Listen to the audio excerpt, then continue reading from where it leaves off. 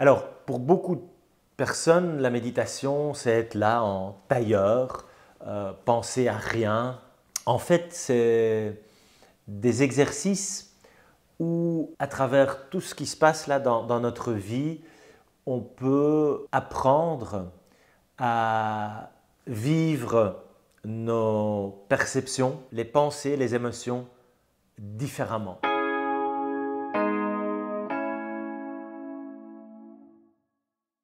Qu'est-ce que nous dit la science sur l'effet de la méditation sur le cerveau, mon organe préféré? Eh bien, on l'a étudié.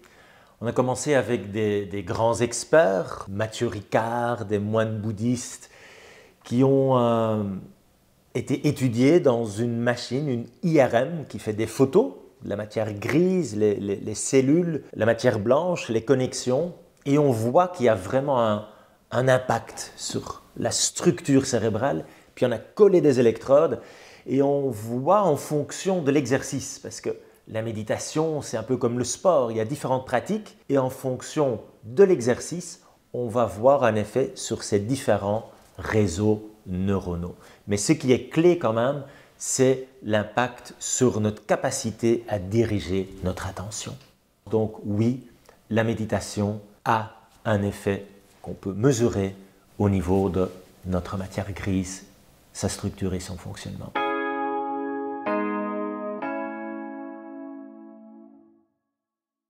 Pour nos enfants, la méditation peut aider tout d'abord à mieux gérer nos émotions, le bien-être émotionnel, mais aussi développer la concentration, l'attention. Et puis, ce qui est fascinant pour moi comme neuroscientifique, c'est qu'on a vu que ça impacte ce qu'on appelle la neuroplasticité, c'est le câblage là dans ces milliards de neurones.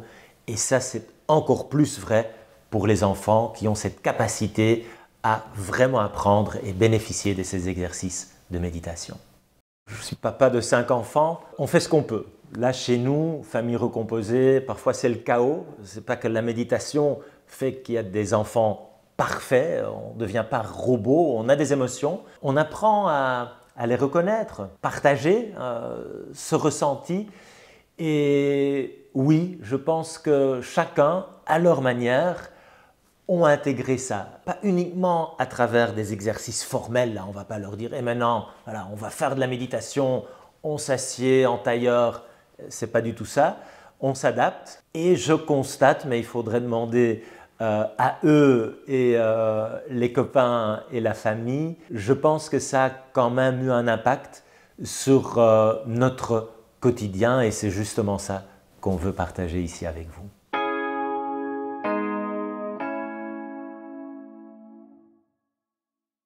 Les émotions, ça ne dure jamais pour toujours.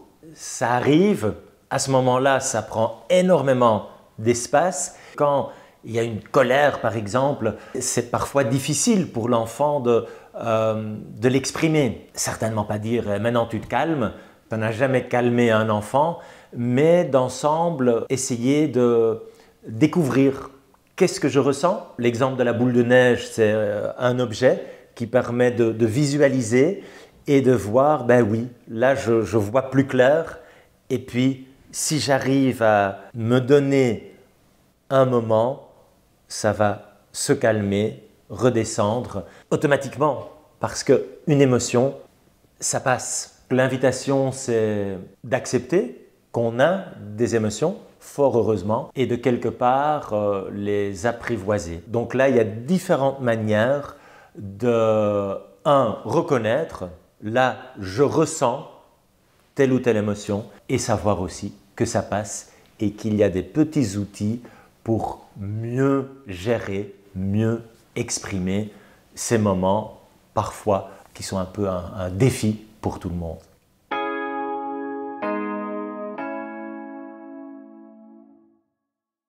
Par exemple, on est à table, on peut se donner un moment pour vraiment, en pleine conscience, être là et apprécier qu'est-ce qu'il y a sur mon assiette, ça vient d'où, qu'est-ce que j'apprécie comme odeur ou j'apprécie peut-être pas, ça a quel goût.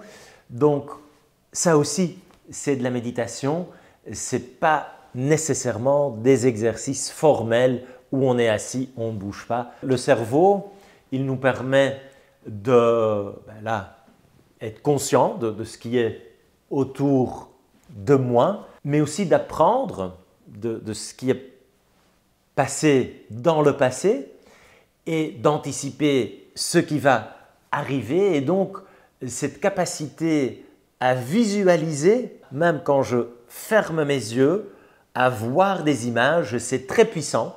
On l'utilise d'ailleurs aussi à l'hôpital. Ça permet de gérer différentes situations potentiellement inconfortables, même douloureuses, différemment.